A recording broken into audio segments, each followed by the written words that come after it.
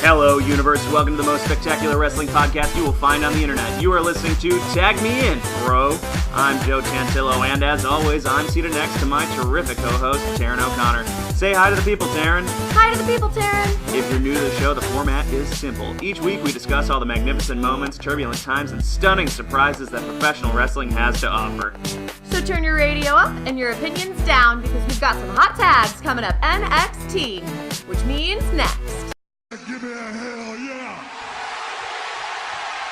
I said give me a hell yeah!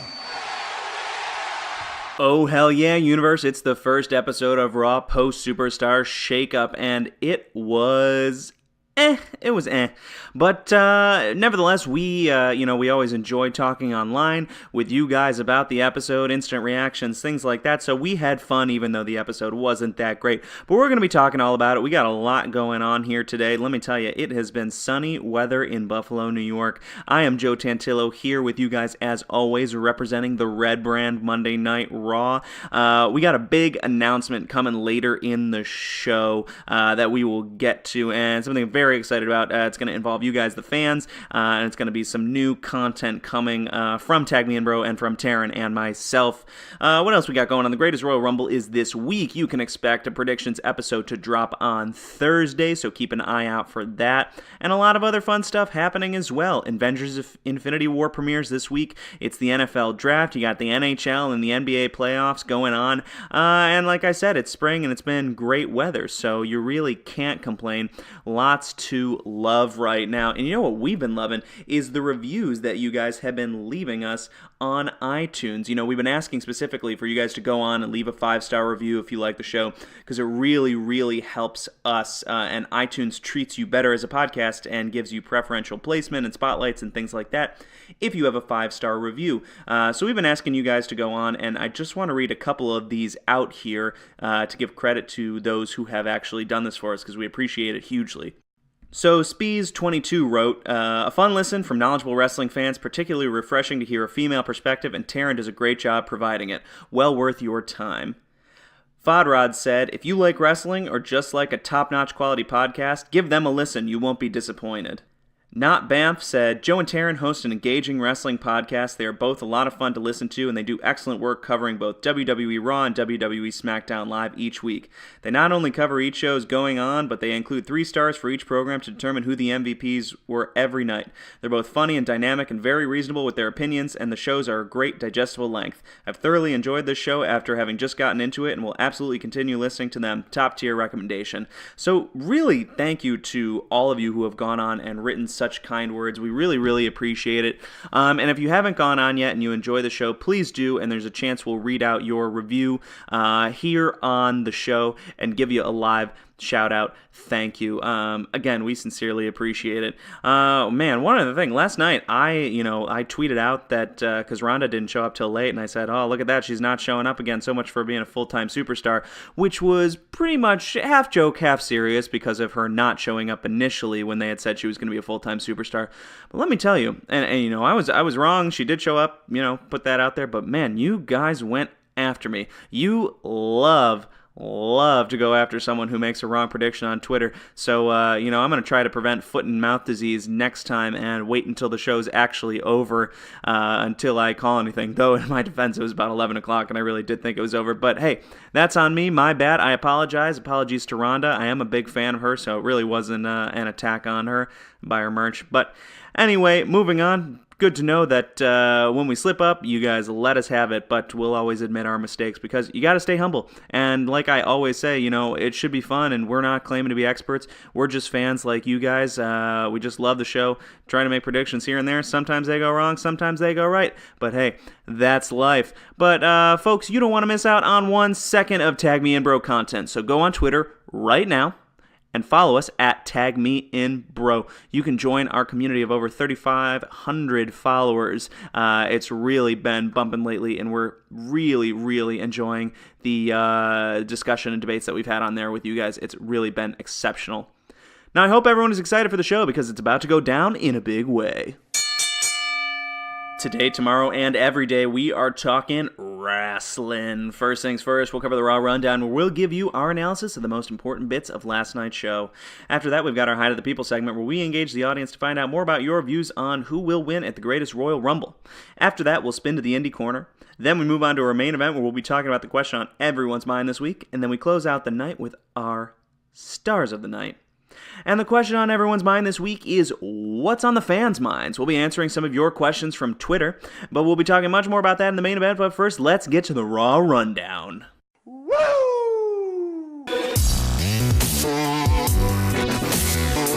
Here are the only 5 things you need to know about Monday Night Raw this week. Number 5, a moment of bliss. Number 4, the Miztourage seeks companionship. Number 3, the Sami and Kevin show. Number 2, McIntyre and Ziggler dominate. And number 1, Roman and Brock final standoff. So let's talk about number 5, a moment of bliss. Alexa Bliss delivered a promo about bullying, sort of akin to one of WWE's Be a Star promos, where she called out Nia Jax for bullying her and being a terrible person and bullying an old woman. Now, one caveat we have with this that is problematic is they're still going with the body shaming stuff, which we really, really don't like. We wish we would move away from it. We understand that it is generating nuclear heat on Alexa, and that is exactly their goal. But we think WWE is above this, and they don't need to rely on that. Sometimes they go too far. However, this segment is next-level heel trolling. If you don't hate Alexa at this point, what is wrong with you? She is detestable, and she is also very good at her job because we once adored her, and she has made us despise her.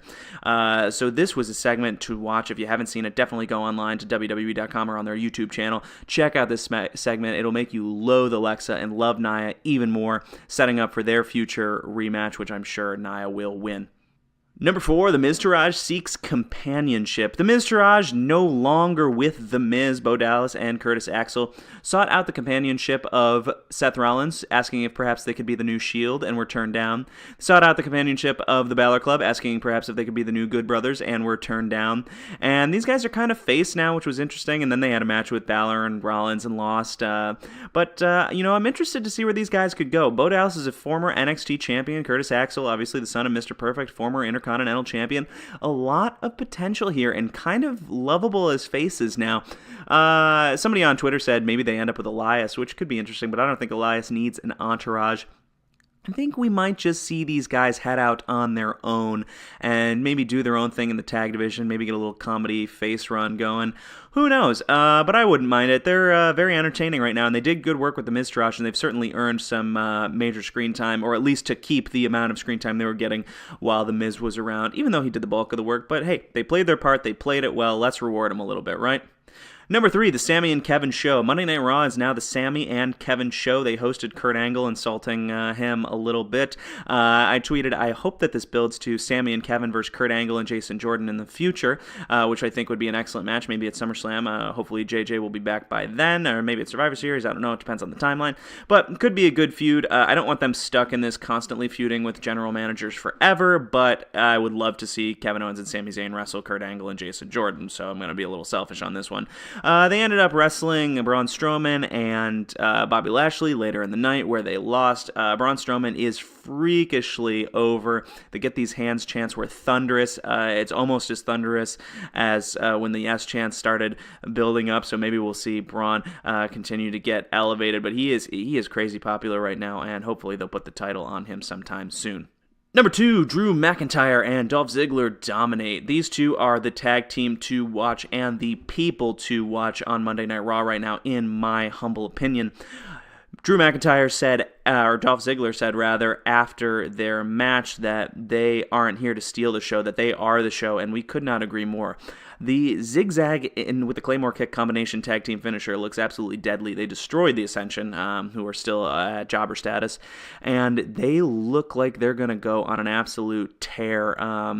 Who knows what the plans are for them long term? Inevitably, they're probably going to have to split up. Maybe Drew will turn face, but Drew McIntyre is my pick to be the next person to pin Braun Strowman clean. Braun's face now, so that'd be a great title feud, and I hope that we see that match eventually, because I just think it would be terrific. And number 1, Roman and Brock final standoff. This wasn't the most exciting thing. I'm very bored with Brock's reign at this point, and some people said it's offensive to say you're bored of Brock's reign, but I disagree. I don't think he's been doing anything compelling since the Survivor Series match against AJ, and that was pretty much one of the few compelling things he's done in this reign. It hasn't kept my attention. I don't think he's as big of an interesting character as he was, certainly when he came back in 2012, but even at his first WWE title reign. I'm a little bit bored with Brock, but they had their final standoff before Royal Rumble. That's going to be the match. Paul delivered a great promo. A lot of it's recycled material at this point, but he's so exceptional at delivering it that it's hard to fault him. Roman is maybe going to win on Friday, probably by escaping the cage. I doubt we'll see him pin Brock, but anything can happen. Maybe Brock will win. The way that his contract is detailed, I sincerely hope he doesn't win, because he already doesn't show up that much, and this new contract is kind of fewer dates, so that would really suck. A lot of people saying, don't be so sure, because everybody was so sure last time. That's fair. It's not going to stop us from making predictions and hoping that certain things happen, but yeah, hey, you're absolutely right. Anything can happen. It's wrestling. It's a scripted television show. Anything can happen at any time, because plans change, as Dave Meltzer would say. But we're hoping Roman wins. We're hoping Brock's reign has come to an end, but they had their final standoff, and that was the most important thing that happened on Raw. Ladies and gentlemen, that was your Raw rundown. We thought the episode was mediocre at best. We would recommend that you just read spoilers. Though the majority of our followers thought it was good, 59% of you voted for the good rating, but there were more of you that said it was bad or awful than said it was excellent. So mixed views, though majority did say it was good. Love to hear what you all have to say on social media, as always. And speaking of social media, it's time to say hi to the people.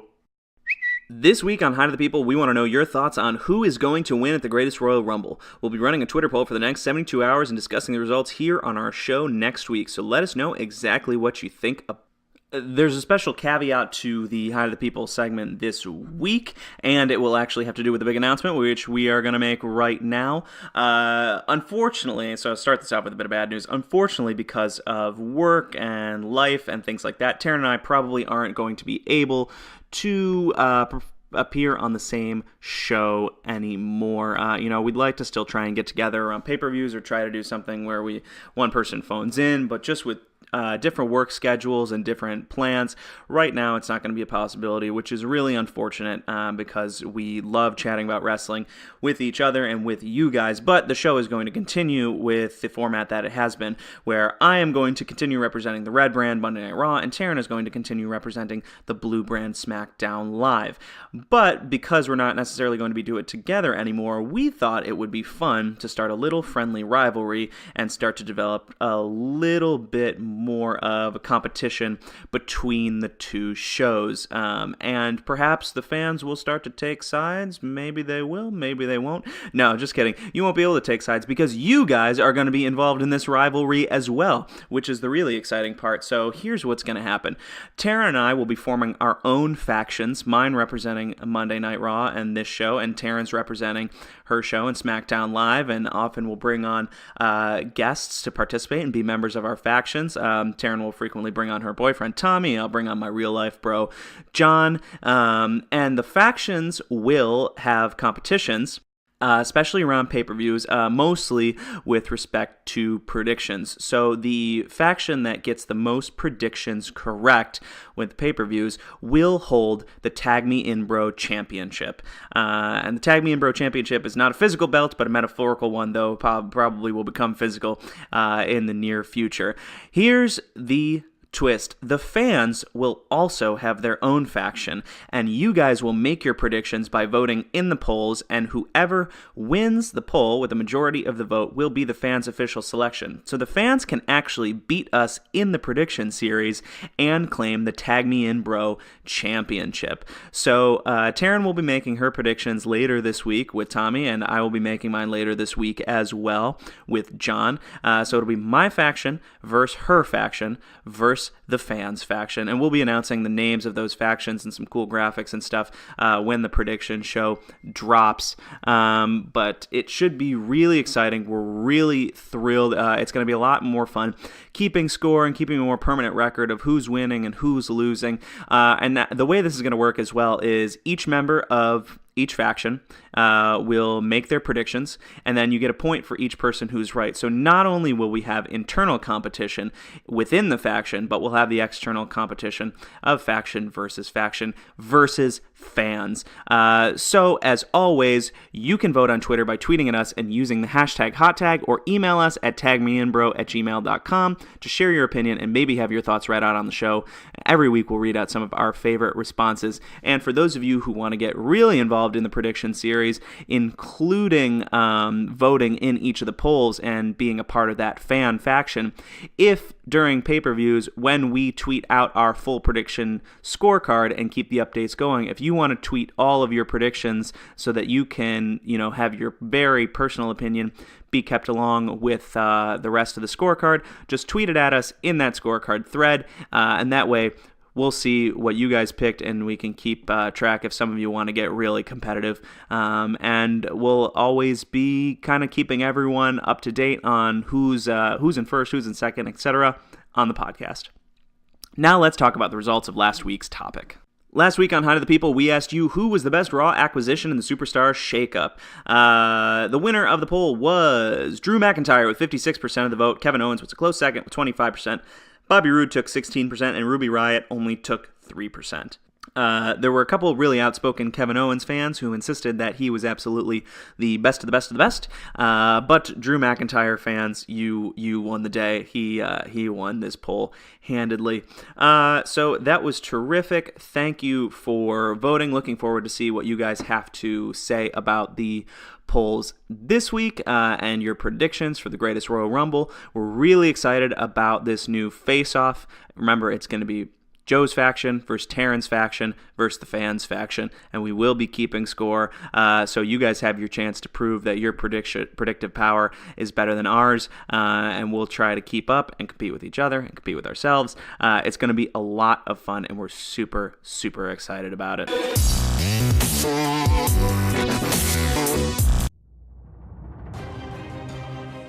It's been 1,000 years since the Celestial War, and the great races were rendered extinct.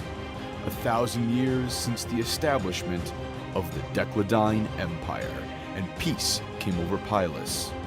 But an ancient secret that promises of untold power has broken the alliance and threatens to destroy the realm. Join our heroes, Tash, Grab Daryl, get out. I will follow you. Go. Silverpaw, You'll pay for this, Sylvia. Crag, Someone is looking for you.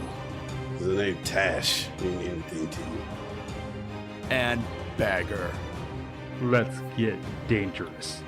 as they uncover dangerous secrets, ancient cities, and race against time and the Empire itself to save Pylus.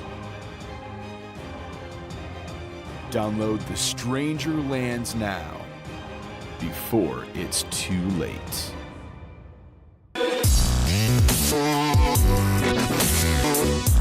Bullet Club is fine. Let's take a spin to the Indie Corner, and let's talk about, for a brief moment, the Impact Redemption pay-per-view, and specifically the Impact World Championship match, which was Pentagon Jr. versus Phoenix versus the champion Austin Aries. Now, for those of you that don't listen to this podcast all the time, the Indie Corner is a very, very brief segment where we just touch on something happening in the non-WWE world. We recommend the match, and we talk about it a little bit, and that's kind of it. And this week, we're talking about this match because for those of you that have not been watching Impact Wrestling, it is starting to return to a watchable place, and in fact, this past pay-per-view, a very good place. They're doing a lot of things right. The Austin Aries stuff has been great, but now, and this is a spoiler alert coming, so fast forward for about 3 minutes if you don't want to hear this, Pentagon Jr. is the new Impact World Champion. He bested Phoenix and Austin Aries in a match that was really, really exceptional, and I did not see this change of title coming. Pentagon Jr. is a really interesting choice to be representing a brand like Impact. It kind of is a shift in tone for them. He's a pretty very dark, gritty, visceral superstar, and they sometimes have kind of tried to do that, but not in the ways that like more independent companies have, and certainly not how Lucha Underground has. So it's going to be cool watching Impact in the next couple of weeks to see what the Pentagon era looks like. And as for Austin Aries, he's going to have to go collect a different belt because, he's been doing that belt collection, winning championships all over the world in all sorts of different promotions, but he's lost this one. And man, their rematch is going to be exceptional as well because this match was really good. Highly recommend it. Go watch it and tune into Impact this week. We're going to because we have been pleasantly surprised. But that's it for the Indie Corner. Like I said, it's a super brief segment just to get you guys out of the world of WWE and checking out some of the other great wrestling that is happening out there in the universe. So until next time, this has been the Indie Corner. It's Rusev Day. It's Rusev Day. And now it's time for the main event.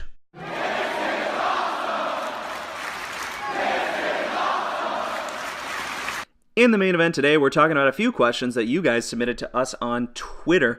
I was looking forward to this. I've wanted to do this for a while because now we've got quite the big fan base on Twitter, and I love engaging with you guys. So I thought, why not make the main event talking about some of the things that were on your mind? So let's start off with a question from Cody Jenkins, at JCJenkins55 on Twitter. Give him a follow. He asks, in what creative direction do you see Samoa Joe headed? That is a terrific question, and Samoa Joe is one of my personal favorites. He really demonstrated his ability to transition from the independent circuit to WWE with his time in NXT. His title reign was exceptional. His feuds with Finn Balor and with Nakamura were awesome, not to mention his rivalry with the GM William Regal.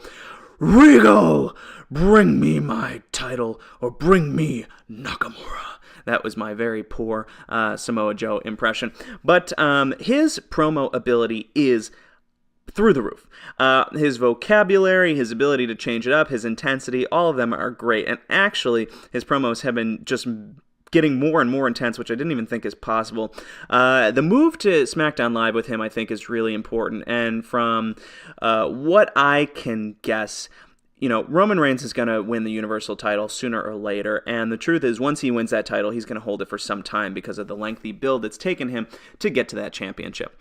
So any high-power guys who WWE have a lot of faith in, and Samoa Joe is one of them, really needed to be shifted over to SmackDown so that they could get an opportunity to shine and not have a ceiling that they couldn't overcome. So I think Samoa Joe is probably being positioned as the top heel on SmackDown Live. He's probably going to get his hands on the WWE title sooner rather than later and have a couple of high-profile feuds. I think that this company sees really big things for him, but he's not that young, so you can expect his big push to come now. I think they wanted to get it off the ground a little sooner than now. He's had a couple unfortunate injuries, nothing too serious, thankfully, but now he's healthy. He's on SmackDown Live. He can have some great rivalries with AJ, with Nakamura, with Bryan. He can get a good match out of Shelton Benjamin, out of Big Cass probably. I mean, he's really a phenomenal wrestler. So I think you should expect to see him in a few high-profile feuds, probably in the main event picture on SmackDown, and probably positioned as their top heel. And I think that he is probably going to be feuding probably to start in the U.S. title picture, but expect him to move to the WWE Championship picture before too long. So thank you again for your question. Let's move on to the next one. So this question is from Sean Running, at Sean Running 72 on Twitter. He asks, do you think they'll ever put the title on Braun, or do you think he'll fade into obscurity like many big men before him? Another really great question. I think with Braun, we should have seen the title on him previous to now, but unfortunately because of the plans for Brock versus Roman, he was halted. I don't know if they expected him to be as massively over as he is now. I certainly didn't. However, with the popularity that he has achieved on the main roster, I think it will be almost impossible for them not to put the belt on him. I expect him to be the person to dethrone Roman at the end of this reign, even though Brock is a face now. I think the dynamic that he has with Roman is exceptional, and they put on a lot of great matches, so I wouldn't be surprised to see maybe around SummerSlam, but I'm guessing more Survivor Series time for him to resume his feud with Roman and probably have a legitimate shot at that title. There's a very good chance that he could be the champion walking into WrestleMania next year and perhaps even walking out. But I think the initial time for him to have the belt has come and gone, so they really got to capitalize now. If you heard the Get These Hands chants at Raw, they are absolutely thunderous. Vince McMahon loves a big man. He's not going to miss an opportunity to put the belt on someone who is this popular, who is truly one of his final creations.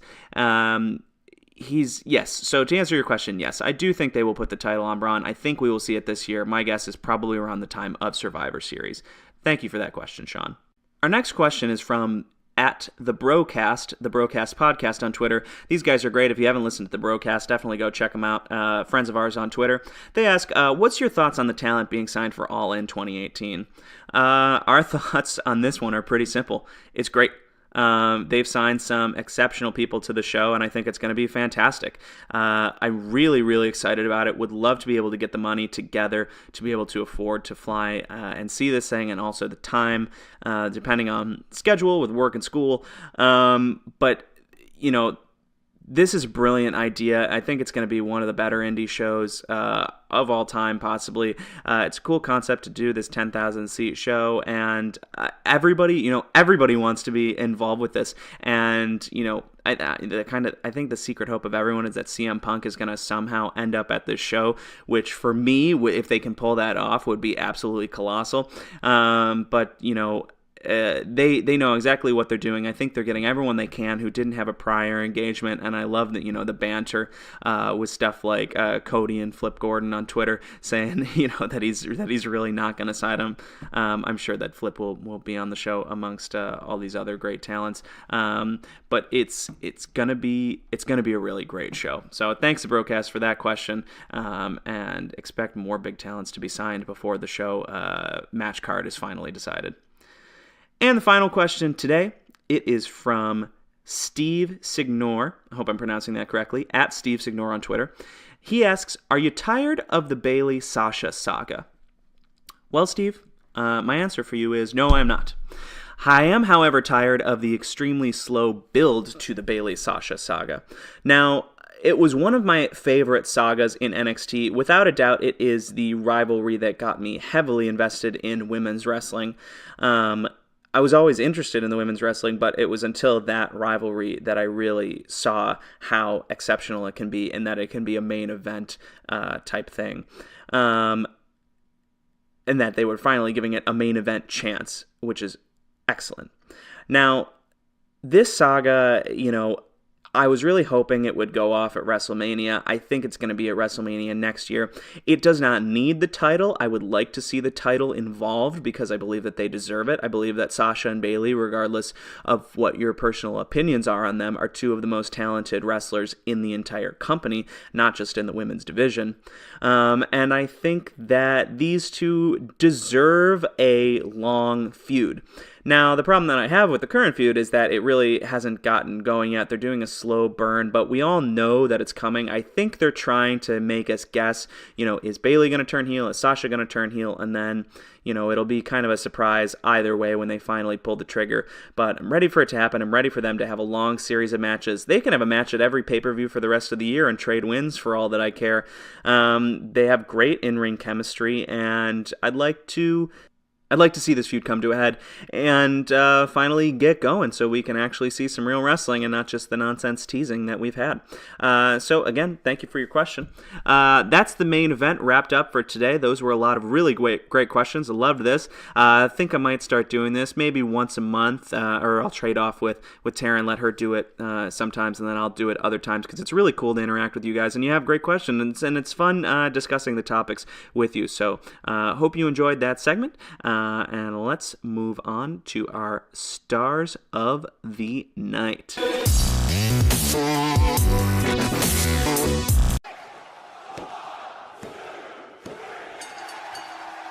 Here are your Stars of the Night for Monday Night Raw, April 23rd, 2018 edition. You just made the list. best. Number 3, Bo Dallas and Curtis Axel. They have a hilarious bit going where they're trying to find new leadership. They really entertained us last night, and barring any exceptional wrestling, the people who end up on this list are typically the people who entertain us the most, and they have earned a spot on this list, and I think it's their first spot on this list, so good for them. Number 2 is Alexa Bliss. Her heel level is through the roof. I just loathe her so much, and I hate to put her on this list, but she's too good to be left off. And the number 1 star of the night is Drew McIntyre. I think that there are huge things in this guy's future. Every time he's in the ring, I am absolutely captivated, from his entrance to his look to his wrestling style to his promo ability. He is a number 1 star, and he is our number 1 star. Drew McIntyre, you deserve it.